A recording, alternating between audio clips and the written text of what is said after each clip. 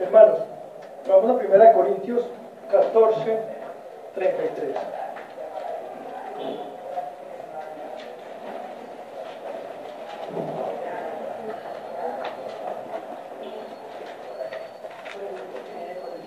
Primera de Corintios 14, 33.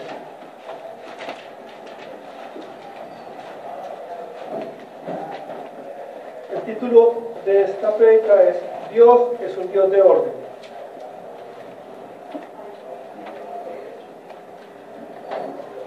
Y el Señor nos trae hoy este versículo, del cual solamente vamos a leer una parte.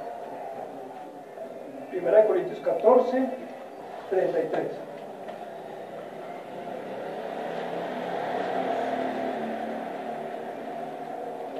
Porque Dios no es un Dios de desorden. Porque Dios no es un Dios de desorden, sino que es un Dios de orden. Oremos, hermanos. Padre nuestro que estás en los cielos, danos la sabiduría necesaria para entender que tú has dado un orden divino al universo y que eso nos indica que siendo ordenados como tú lo eres, nosotros podemos planificar fielmente nuestra vida financiera y de esa manera llegar a ser fieles mayordomos en tu obra, para tu honra y para tu gloria. Amén. Amén. Hermanos, el Señor nos ha llamado a ser ordenados como lo es Él. Por eso hoy vamos a dedicar un tiempo a estudiar en la palabra de Dios cómo debemos establecer una planificación de nuestra vida. Hoy vamos a hablar de la planificación en general y más adelante vamos a profundizar en la planificación financiera si el Señor lo permite. Sabemos que Dios es un Dios de orden por la coherencia de su creación, el transcurrir de las estaciones, las mareas y los ciclos de la vida de los seres vivientes. Debido a que Dios es un Dios de orden, podemos ordenar nuestras vidas porque sabemos con precisión que el sol se pondrá y será de noche, y luego volverá a salir para un nuevo día. Cómo cambiarán las estaciones, cómo serán las mareas, y cuándo es tiempo de sembrar y cuándo es tiempo de cosechar.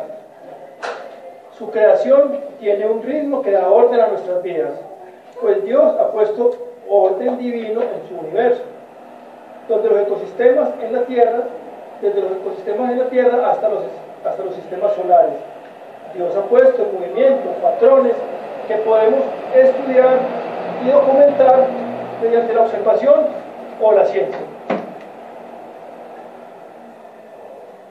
Noé, José, Moisés, Josué, David y muchos otros fueron fieles mayordomos y hombres de fe y de orden. Eran disciplinados y dedicados y se sometieron a los mandamientos de Dios.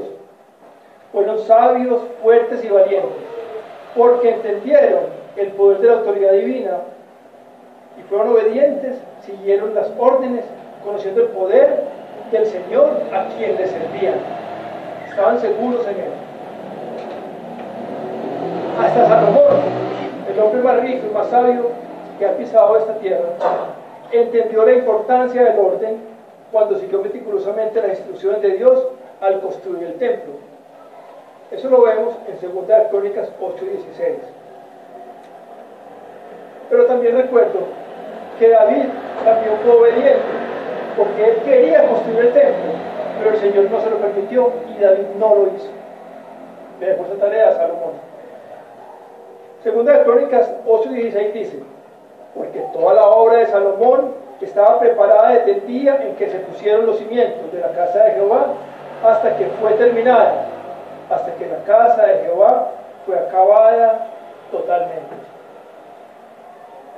En el Nuevo Testamento Pablo nos insta con respecto a la iglesia de Dios. En 1 Corintios 14, 40 Pablo dice: pero hágase todo decentemente y con orden. Con orden. Como hijos de Dios, como hijos de un Dios de orden, nosotros debemos practicar el orden en nuestra vida. Y una característica muy importante de una persona ordenada es que planea su vida. Por eso desde hoy vamos a empezar a hablar de planificación. Quiere el Señor permitirnos hablar más adelante de este tema, tocando otros aspectos más específicos. Y quizás nos tomemos más de una jornada en este tema, pues es muy importante y lo ideal sería que profundizáramos en algunos aspectos. Les hago una pregunta de reflexión a cada uno. ¿Somos personas ordenadas o no lo somos?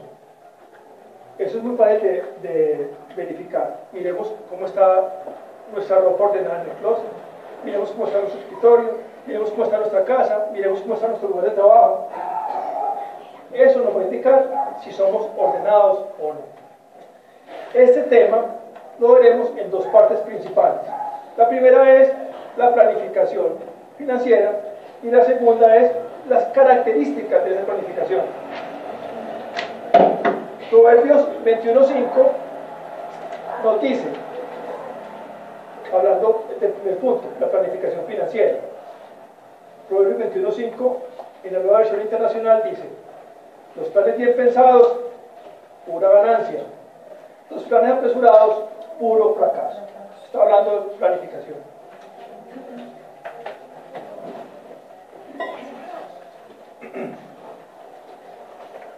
Un mayordomo o administrador de las finanzas del reino de Dios aquí en la tierra debe ser un buen planificador financiero. Y estamos entrando en el punto número 1, planificación financiera. Y como les dije, más adelante vamos a profundizar en ello.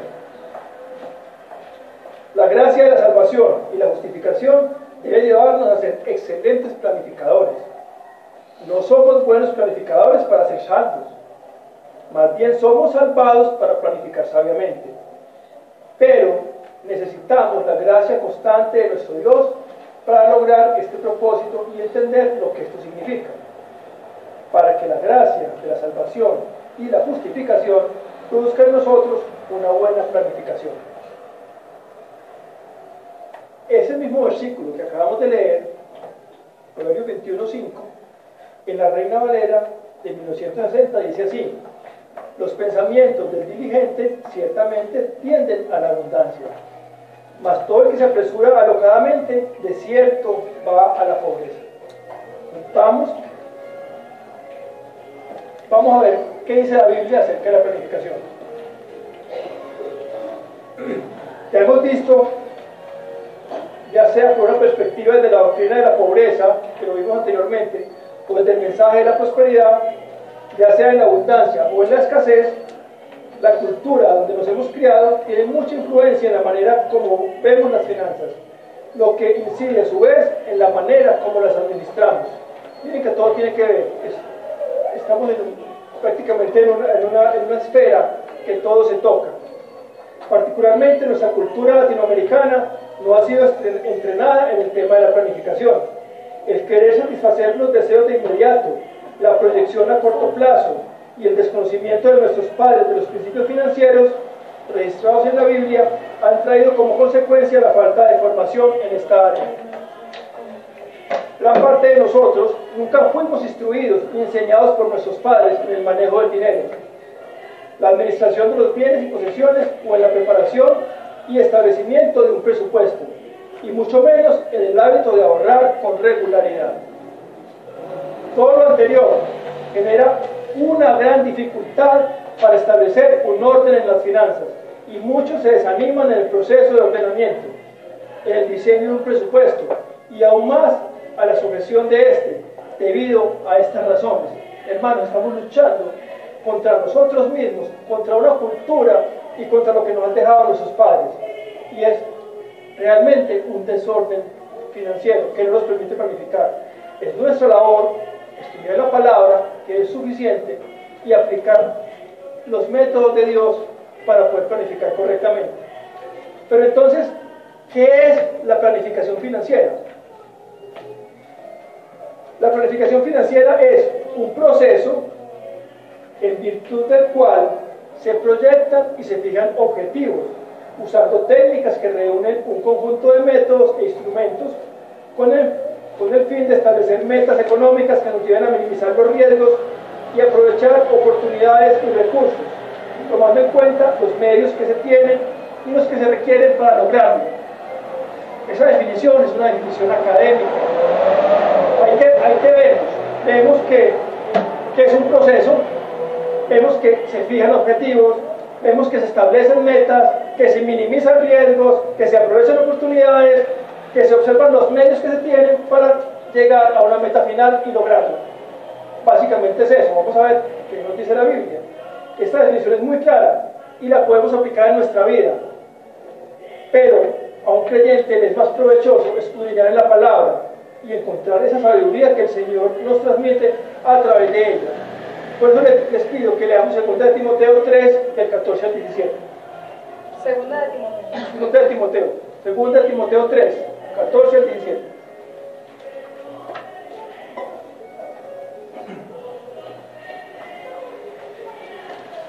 Segunda de Timoteo 3, del 14 al 17.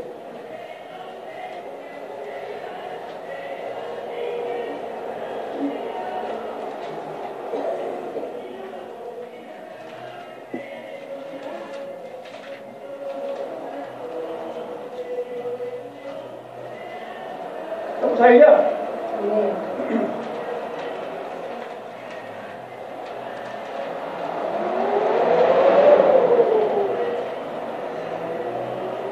Para ustedes, pero tú permanece firme en lo que has aprendido y de lo cual estás convencido, pues sabes de quiénes lo aprendiste. Desde tu niñez conoces las Sagradas Escrituras que pueden darte la sabiduría necesaria para la salvación mediante la fe en Cristo Jesús.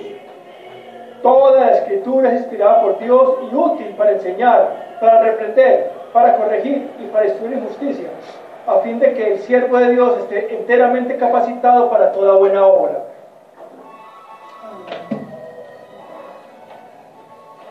En estos 4 versículos encontramos la doctrina de la suficiencia de las Escrituras. Este es un principio fundamental en la fe cristiana y significa que la Biblia es todo lo que necesitamos para equiparnos para una vida de fe y de servicio. Desde esta perspectiva, la Biblia nos enseña cómo planificar. Y voy a repetir los últimos 2 versículos que son los más claros, y los voy a repetir en la Reina Valera. Toda la Escritura es inspirada por Dios y es útil para enseñar, para redarguir, para corregir, para instruir en justicia, a fin de que el hombre de Dios sea perfecto, enteramente preparado para toda buena obra. Enteramente preparado para toda buena obra.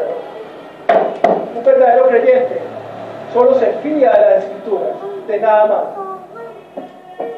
Como les he dicho antes, esta es nuestra ancla en los tiempos. Pase lo que pase, la palabra de Dios no pasará. Es permanente y es eterna. El verbo, la palabra, se hizo carne por nosotros y murió en la cruz y nos dejó esto escrito. Y para nosotros esto es suficiente. Todo lo que esté por fuera de esto realmente es accesorio. Lo que necesitamos está aquí.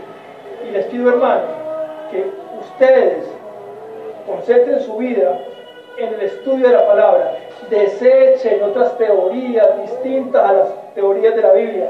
Así llegue el pastor más preeminente y les diga: miren esta doctrina, miren esto otro. No, Señor, si no está en la palabra, no es algo que debamos seguir.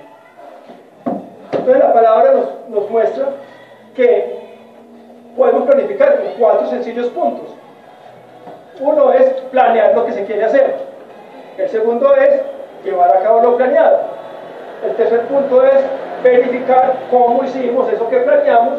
Y el cuarto punto es replantear si es necesario. ¿Cómo lo vemos en la Biblia? Vamos a Efesios 2.10, que ya lo leímos ahorita antes. Efesios 2.10 dice: planear lo que se quiere hacer. Planear lo que se quiere hacer, es el primer punto. Planear lo que se quiere hacer. Y Efesios 2.10 dice: porque somos hechura suya, creados en Cristo Jesús para buenas obras, las cuales Dios preparó de antemano para que anduviésemos en ellas. Las cuales Dios preparó de antemano para que anduviésemos en ellas. Es decir, el Señor ya lo tiene planeado para que nosotros andemos en ellas, y lo tiene planeado desde antes de la fundación del mundo. Entonces, ¿qué debemos hacer? pues ir en oración a Dios y pedir su dirección. Atención, este es un paso imposible sin la ayuda del Espíritu Santo, pues nosotros, por lo general, tenemos otros planes, por lo general, que incluso puede parecer planes piadosos, pero en el fondo de nuestro corazón sabemos que esa no es la voluntad de Dios. Entonces, hermanos, aquí debemos dejar atrás nuestros planes y hacer la voluntad de Dios. Y ustedes saben que no es fácil. Solo se consigue con un corazón doblegado ante el Señor. No es fácil. No es fácil para los hombres, no es fácil para las mujeres, no es fácil para los niños, no es fácil para nadie. Cada uno tiene sus propios retos ante la palabra. Cada uno tiene muchas cosas que cambiar y muchas veces no las queremos cambiar. Así que vamos a la palabra, pidámosle al Señor que nos diga: Señor, ¿qué tienes planeado para mí desde antes de la fundación del mundo? ¿Para qué? Para yo pasar al segundo punto, que es llevar a cabo lo planeado. ¿Lo planeado por quién? Por el Señor. Y ese segundo punto se llama el hacer. Lo voy a hacer. Si el Señor ya preparó de antemano las buenas obras, como dice Efesios 2:10, a nosotros solo nos queda obedecer. Y eso es lo que mejor hacían los grandes hombres de fe descritos en la Biblia. ¿Qué hacían ellos? Ellos oraban para recibir la capacitación del Señor que les permitiera hacer su voluntad. Porque, les repito, hermanos, no es fácil. Pero lo podemos hacer con la ayuda del Espíritu Santo. Además de eso, debían orar también para tener un carácter, para resistir las burlas, las ofensas e incluso el martirio, y no desviarse tras las cosas del mundo. Oremos entonces, hermanos, por conocer la voluntad de Dios, para saber qué tenemos que hacer, cada uno particularmente, pero también oremos por un carácter que nos permita poner en práctica esa voluntad de Dios. Así, otras personas, inclusive nuestros hermanos, se burlen de nosotros o nos desestimen, por ejemplo. Si vamos a Génesis 6, podemos encontrar un buen ejemplo de un hombre obediente. Génesis 6 es la historia del diluvio y la salvación de Noé y su familia a través del arca. De Génesis 6 solamente vamos a leer el último versículo, el 22. Dice: y lo hizo Noé así, hizo conforme a todo lo que Dios le mandó. ¿Qué hizo Noé? Un arca cuando no llovía, nadie sabía que era llover. Un arca donde le dijo el Señor: mete todos los animales que puedas. Noé seguramente fue el hazmerreír de todo el mundo, pero Noé obedeció y su familia se salvó, mientras que el resto de la humanidad no hizo caso de las muchas advertencias. En 1 de Pedro 3:20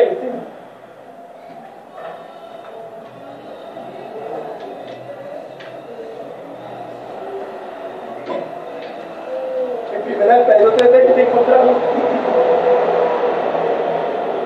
lo que hicieron todas las otras personas que perecieron en el diluvio. Dice la palabra: los que en otro tiempo desobedecieron, cuando una vez esperaban la paciencia de Dios en los días de Noé, mientras se preparaba el arca, en la cual pocas personas, es decir 8, fueron salvadas por agua. ¿Qué hizo Noé? Actuó. ¿Haciendo qué? Haciendo la voluntad del Señor. Así fuera el hazmerreír de toda la gente. El resto de la humanidad pereció y Noé fue salvo. ¿Por qué? Por ser obediente.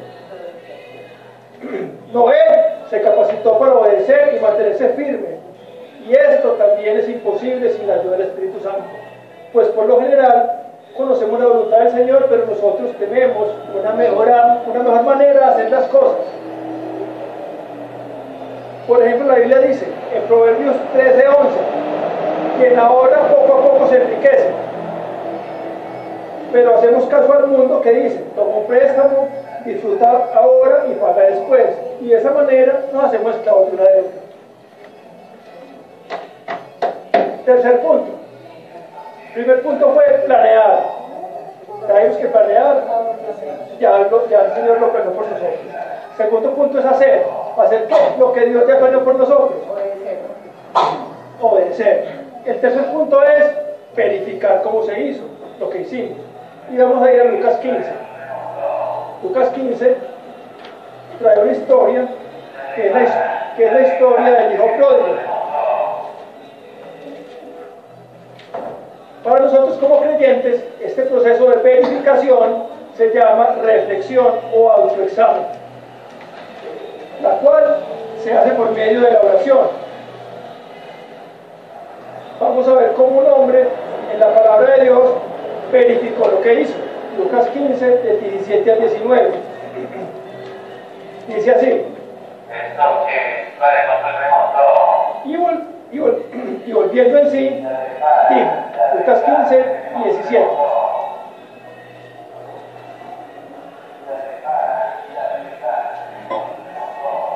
Este hombre verificó lo que hizo, o sea que reflexionó.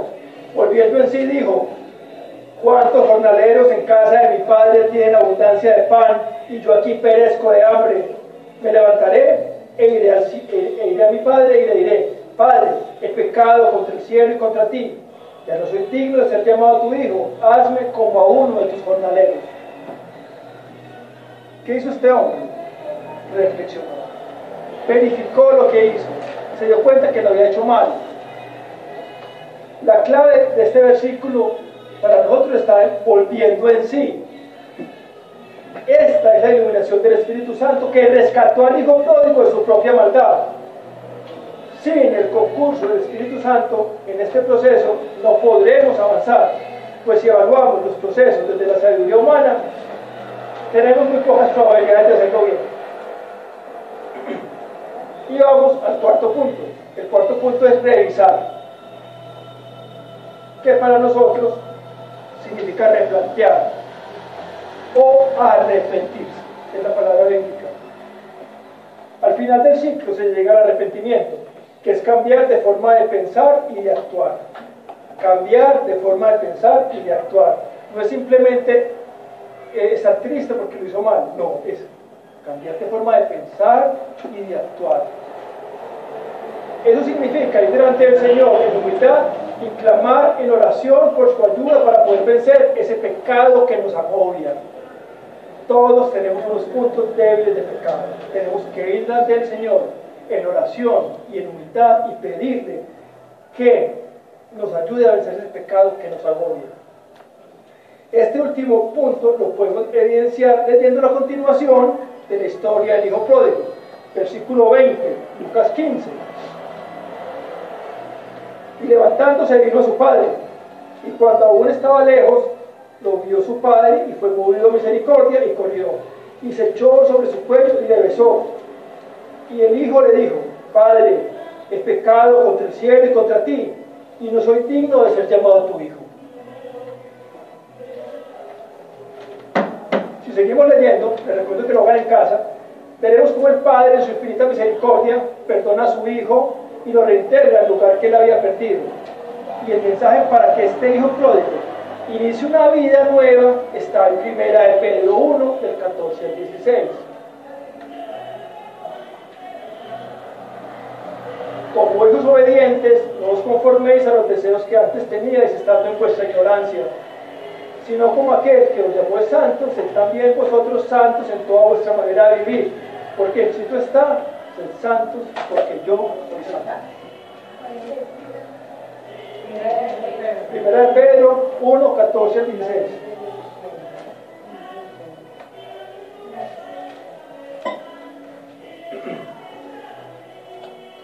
Recordemos entonces estos 4 puntos que nos llevan a hacer las cosas cada día mejor en nuestra vida espiritual.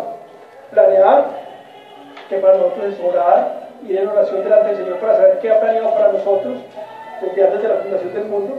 Hacer, que para nosotros es obedecer lo que el Señor tiene para nosotros. El tercer punto es reflexionar, hacer un autoexamen para saber si lo estamos haciendo bien o no delante del Señor. Y el cuarto punto es arrepentirnos y volver a empezar.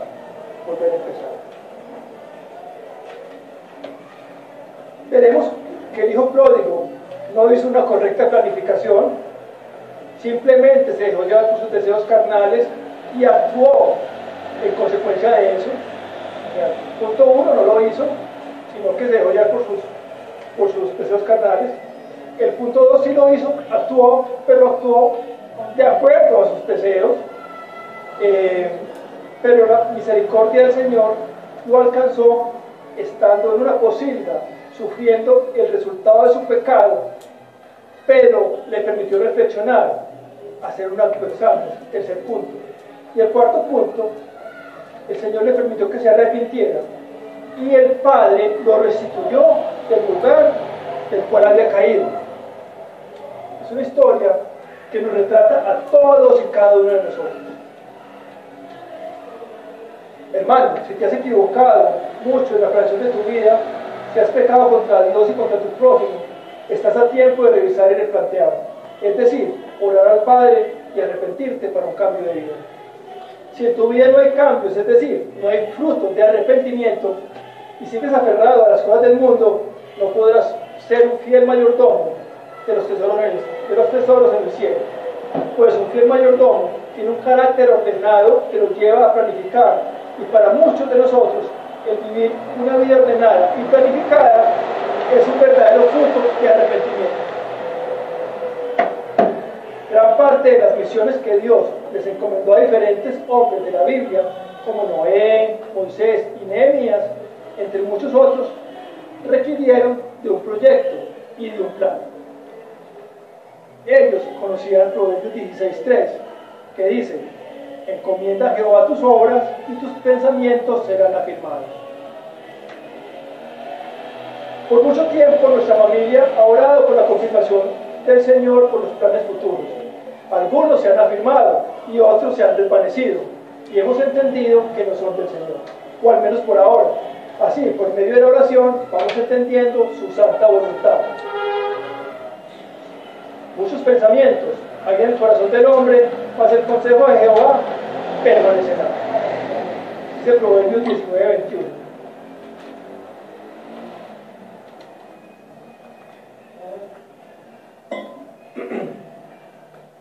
Por medio de la oración y el estudio bíblico, hemos visto cómo Él nos ha ido alineando y acercando cada vez más a sus propósitos y a sus planes para nosotros, y alejándonos de nuestros caprichos y deseos terrenales.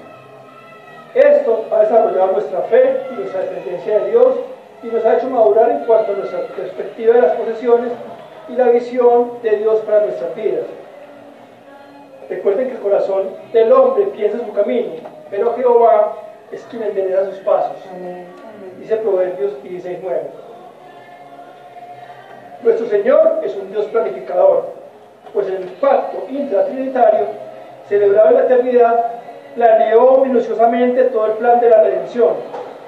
Hermanos, todavía no hemos llegado al final de la historia, pero ya sabemos lo que pasará, pues el Señor lo ha revelado en su palabra. Eso significa que Dios ya lo tiene planificado, y nosotros aún no lo hemos visto con nuestros ojos. Recuerda, hermano, Dios es un Dios de orden, y aunque Él se glorifica en nuestras debilidades y en las cosas que para nosotros son imposibles de realizar, no tenemos excusa para dejar de hacer lo que podemos hacer en nuestras capacidades, pues generalmente Él no hace lo que nosotros sí podemos hacer. Nosotros hacemos lo posible y Él hace lo imposible. Nosotros tenemos que prepararnos y hacer nuestro mejor esfuerzo, y Él nos da la victoria si está en su santa voluntad. Eso hace parte del misterio de la soberanía de Dios y de la responsabilidad del hombre. Hay un versículo en Proverbios 21:31 que ha hablado muy fuertemente de nuestra vida, y dice así: el caballo se alista para el día de la batalla, mas Jehová es quien da la victoria. La Nueva Versión Internacional dice: se alista el caballo para el día de la batalla, pero la victoria depende del Señor. 21:31. Se alista el caballo para el día de la batalla, pero la victoria depende del Señor. Este texto nos da mucho ánimo para ser fieles mayordomos del reino, pues sabemos que nosotros hacemos nuestro mejor esfuerzo, pero la victoria es del Señor, Además nos enseña humildad, pues nos da una correcta perspectiva del infinito poder de Dios y de nuestra limitada capacidad. Ser mayordomos o administradores del reino implica una planificación y por consiguiente también una responsabilidad financiera. La planificación implica responsabilidad en la medida de lo posible de llevar a cabo bien nuestros proyectos. Lucas 14, 28 al 30 dice lo siguiente. Leo para ustedes. Lucas 14, 28 al 30. Porque ¿quién de vosotros, queriendo edificar una torre, no se sienta primero y calcula los gastos, a ver si tiene lo que necesita para acabarla? No sea que después que haya puesto el cimiento y no pueda acabarla, todos los que lo vean comiencen a hacer burla de él, diciendo: este hombre comenzó a edificar y no pudo acabar. Hay un libro que se llama El hombre más rico de Babilonia, de un autor que se llama George Clason, que dice lo siguiente acerca de la planificación financiera. La planificación financiera os hará capaces de cumplir vuestros mayores deseos, defendiéndolos de los caprichos futiles. Os hará cumplir vuestros mayores deseos, defendiéndolos de los caprichos futiles. Si mi plan es comprar una casa de 100 millones de pesos, ¿para qué me compro un celular de 2 millones? Ese es un capricho futil. Si tengo un objetivo mayor. El objetivo real de un buen plan financiero no es tanto llegar a ser millonario, sino mantenernos en libertad financiera. Pues hay una gran diferencia entre riqueza y libertad. Hay mucha diferencia entre riqueza y libertad. Hablando de libertad financiera. El que tiene $1 millón puede ser rico, pero puede que no sea financieramente libre. La libertad financiera se da cuando el ingreso pasivo es mayor que los gastos, es decir, cuando tienes inversiones o negocios que rentan para ti sin tener que dedicar mucho tiempo o esfuerzo a dicho negocio, y esos ingresos son superiores a tus gastos. Como coloquialmente decimos aquí, esa persona vive de la renta. Es decir, tiene libertad financiera. Y esas personas tienen la oportunidad de trabajar de una forma más dedicada a la obra del Señor.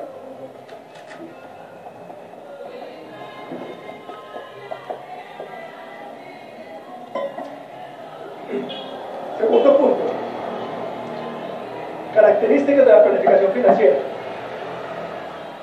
Algunos dicen que la planificación financiera es falta de fe, que uno no puede tener todo planificado porque el Señor es el que manda, pero no es cierto, todo lo contrario. Es confiar en que Dios tiene un futuro para nosotros y somos herramientas en sus manos para construirlo. La planificación nos ayuda a ser ordenados, a ser más eficientes y a cumplir fielmente la función de administradores delegados del Señor Jesucristo. La planificación financiera es una muestra de nuestra fidelidad a Dios. En Lucas 16:11, que es un texto bastante profundo acerca de administración, podemos leer Lucas 16:11. Pues si en las riquezas injustas no fuisteis fieles, ¿quién os confiará lo verdadero? Si en las riquezas injustas no os fuisteis fieles, ¿quién os confiará lo verdadero?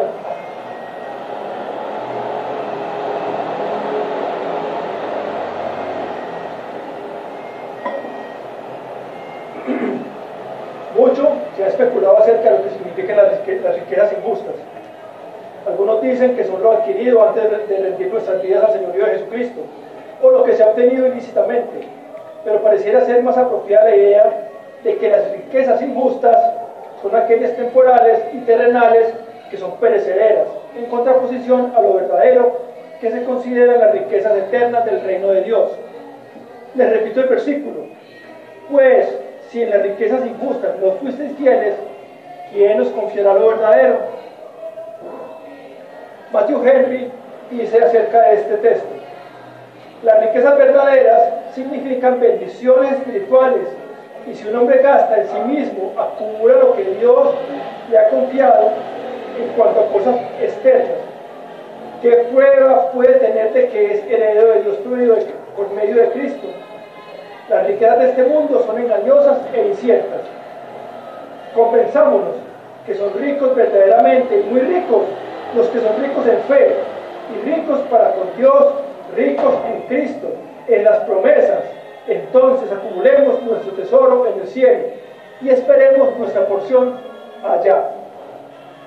Eso es lo que dice Matthew Henry. Lo resaltable aquí es la fidelidad como requisito indispensable para ser administradores delegados de Dios. R.C. Sproul decía: las riquezas verdaderas son los tesoros en el cielo. O sea que las riquezas injustas son todo lo material que vemos.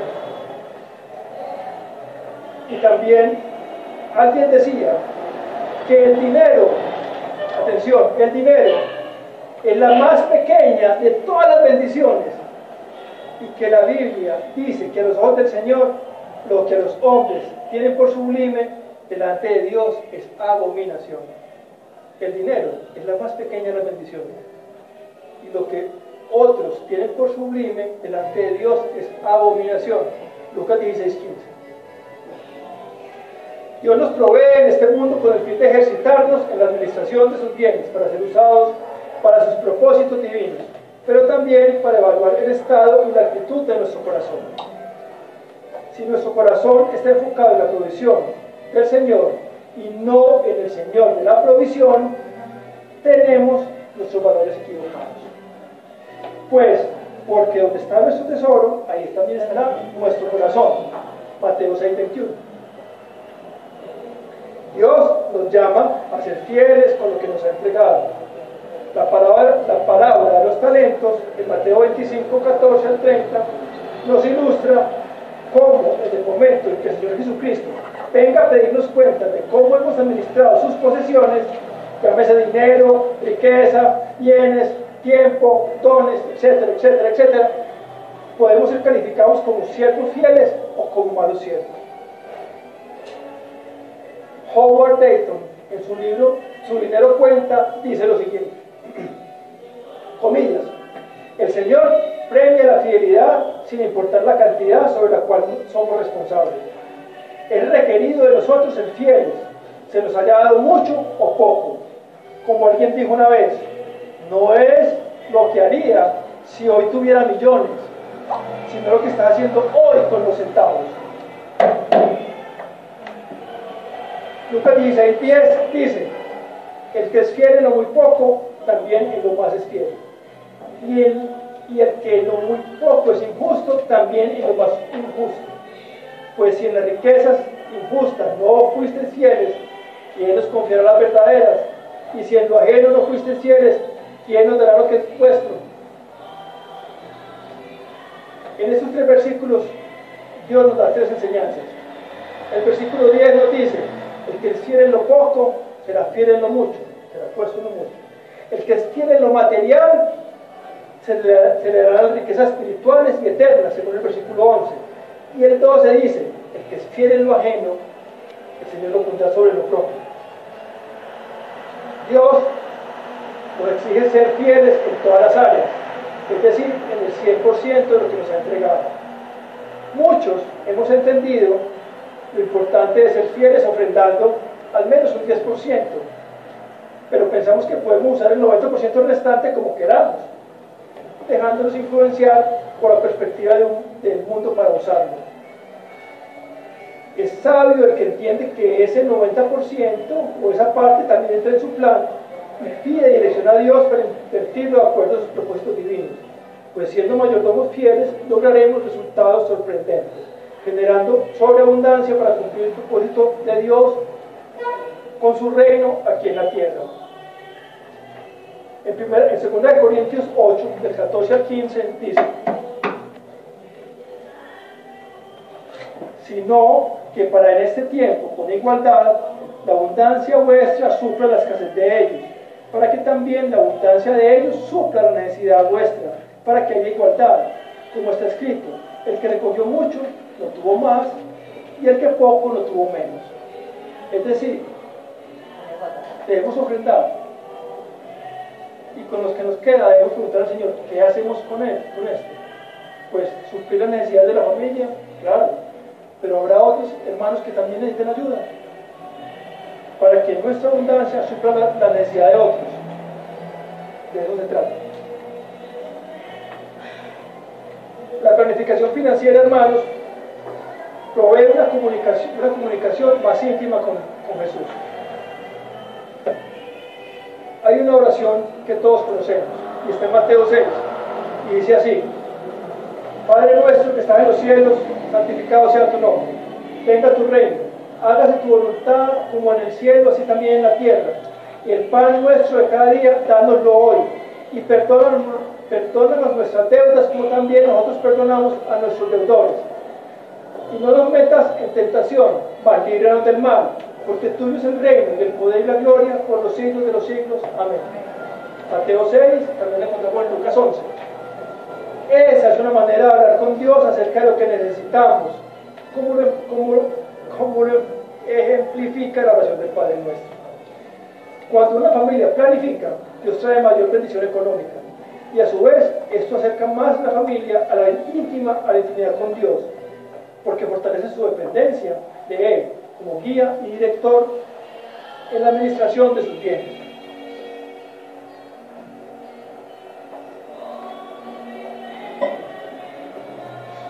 Dios está interesado en que tengamos unas finanzas en orden, porque cuando planeamos y luego llega la provisión para cumplir este proyecto, sabemos que es la respuesta de Dios a nuestras peticiones, y esto hace que el nombre de Dios sea glorificado. Y ese es el objetivo más excelso que puede tener un salvo por gracia, y es glorificar el nombre del Señor.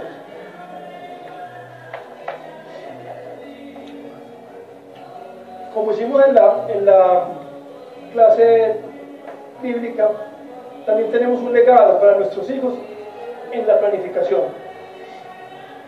Recordemos que en nuestra cultura en general, la mayoría de nosotros no hemos sido instruidos en planificar. Así que esta es una excelente oportunidad para empezar a dejar ese legado a las siguientes generaciones, empezando por nuestros hijos. Existen varias áreas prácticas que podemos enseñarles a nuestros hijos sobre este tema. Cómo manejar el ingreso, cómo controlar los gastos y cómo tomar decisiones económicas basadas en la palabra de Dios en cuanto a planificar. Podemos pedir estrategia a Dios para poner en práctica con nuestros hijos estos conceptos. Por ejemplo, darles una mesada, darles una paga por ciertos trabajos, acordar con amigos para intercambiar labores para los hijos de todos a cambio de una pequeña paga, o simplemente con los regalos en dinero que reciben de familiares y amigos. Eso dependerá de la edad de los niños o de sus capacidades. Pero la cantidad no debe ser lo importante, sino la responsabilidad de manejar el dinero. Howard Dayton, en su libro Su dinero cuenta, nos da una clave que puede ser interesante. Dice él: hay un plan muy sencillo, y es entregar 3 cajas, una con dinero para gastar, otra con dinero para ahorrar y la tercera con dinero para dar. A cada niño se le dan 3 cajas de zapatos o cajas. Aquí pones tu dinero para ahorrar, tu dinero para gastar y tu dinero para ofrendar. Cuando el niño recibe el dinero, es el momento en el cual decidirá cómo dividirlo y repartirlo. E independientemente de su edad, él sabrá cuando hay una caja vacía y no hay más dinero en ella. Eso lo irá formando. Como padres, debemos poner límites y aconsejarlos sobre cómo gastar el dinero, pero cediéndoles un espacio de libertad para tomar decisiones, con miras a no reducir sus oportunidades de aprender de su propia experiencia. Es necesario resistir la tentación de intervenir cuando vemos que gastan el dinero con poca sabiduría. Permita que cometan algunos pequeños errores como un medio de aprendizaje. Con nuestro hijo le enseñamos desde muy pequeño a llevar su propia contabilidad, y en cierto momento nos responsabilizamos de darnos cuenta de ella antes de entregarle la siguiente mesada. Cuando fue adulto, él continuó con esa práctica. A medida que crecen, involúcrenlos en la elaboración del presupuesto familiar y el proyecto anual para la familia. Una práctica interesante puede ser encargarnos de llevar el registro de los regresos, según el presupuesto diseñado al menos por un mes, supervisarlos y revisarlos con ellos, compartiendo las enseñanzas surgidas de esta experiencia. Comparta de una manera práctica los conceptos de necesidad, deseo y anhelo. Recuerden que ya vimos, necesidad es distinto a deseo y es distinto a anhelo. Necesidad es realmente lo que necesitamos, que es comida y techo. Deseos es lo que sobrepasa las necesidades, y anhelos es ya el deseo más ferviente. Enseñarles que son diferentes: la necesidad, el deseo y el anhelo. Comparta de manera práctica los conceptos de necesidad, de deseo y anhelo desde la palabra de Dios, y cómo la influencia de los medios de comunicación han tergiversado esas ideas. ¿Han visto la propaganda? Este es el vehículo que tú necesitas. No, tú no necesitas un vehículo. Con todo lo anterior y con el ejemplo, sembremos en ellos la costumbre de planear por pasos, con la mira en un objetivo. Anime a sus hijos a ahorrar desde pequeños y a tener siempre una provisión que le vaya permitiendo, sobre todo a los varones, tener la provisión necesaria para casarse. Cuando ellos se vayan a casar, que ya tengan un dinero ahorrado. Hemos visto muchos muchachos, muy buenos creyentes, que llegan a casarse y el Señor les entrega una mujer con la cual se pueden casar, pero no tienen un peso. Y empiezan a ver cómo voy a hacer para casarme. Es mejor que tengan eso desde tu edad, desde un ahorro, y ya sepan que cuando lleguen al momento de casarse puedan tener algo disponible para eso. Hermano, vamos a ver las aplicaciones. 1. Revise metódicamente su estilo de vida. Es ordenado en todos los aspectos. Lleva la contabilidad de sus finanzas. Si no lo hace, es el momento de ir adelante de Dios en oración por perdón y arrepentimiento, para pedirle que le haga evidente las necesidades de llevar una vida ordenada y que le capacite para hacer los cambios necesarios. Un fiel mayordomo debe tener una vida planificada, así como Dios ha planeado nuestra salvación desde antes de la fundación del mundo. Y para nosotros tiene pensamientos de paz y no del mal, para darnos el fin que esperamos. Dice Jeremías 29:11. Empiece por planificar el área de su vida que le traiga más tentaciones y ocasiones de caer en pecado. Puede ser la dieta alimenticia, puede ser los horarios para dormir, puede ser las finanzas, pero empiece ahora con alguna de las áreas que los llevan a pecar. Por último, es importante que tenga una vida de oración y estudio bíblico que le permita una comunicación permanente con Dios, para poder conocer los planes que Él tiene para usted. Y si no tiene una vida metódica de oración y estudio bíblico, es el momento de planificar esa área de su vida. Amado hermano, aléjese de cosas que no lo edifiquen, por ejemplo la televisión, los deportes, los entretenimientos. Todo esto nos roba un tiempo precioso que necesitamos para orar y para escudriñar la Escritura. Efesios 5, del 15 al 17 dice: mirad pues con diligencia cómo andéis, no como necios, sino como sabios, aprovechando bien el tiempo, porque los días son malos. Por tanto, no seáis insensatos, sino entendidos de cuál sea la voluntad del Señor. Por último, amigo, si has venido hasta aquí hoy por cumplir con un precepto, por curiosidad o por consejos financieros que la Biblia te ofrece, te digo que no los podrás poner en práctica, pues los consejos de la Biblia son para los hijos de Dios. Recuerda que hemos repetido en múltiples ocasiones la necesidad de orar para reconocer nuestros pecados y buscar la voluntad del Señor en nuestras vidas. Y la misericordia del Señor es para sus hijos, aquellos que saben que el único camino al Padre es a través del Hijo. Pero si no eres su hijo, para ti solo hay condenación eterna, en un estado de pena, dolor y agonía permanente por los siglos de los siglos. Vas a vivir un horror que fue preparado para los íntegros, un horror sin fin. Pero amigo, y salvación. Ven a Cristo, pide humildemente que te ayude a reconocer tu pecado y arrepentirte. Él no rechazará tu corazón contrito y humillado. Porque he aquí que no se ha cortado la mano de Jehová para salvar, ni se ha grabado su oído para oír. Dice Isaías 59. Ven a Cristo y disfrutarás una vida eterna en la cual Dios ha planificado todo para el bienestar de sus hijos. Oremos. Padre nuestro que estás en el cielo, ayúdanos a entender la importancia de planificar todos los aspectos de nuestra vida, así como tú has planeado todo desde antes de la creación del mundo.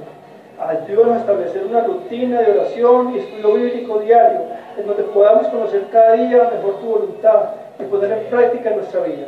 Y los que aún no han creído en ti, Señor, dales convicción de pecado para que lo confiesen ante ti, se arrepientan y crean en Jesucristo como único y suficiente Salvador.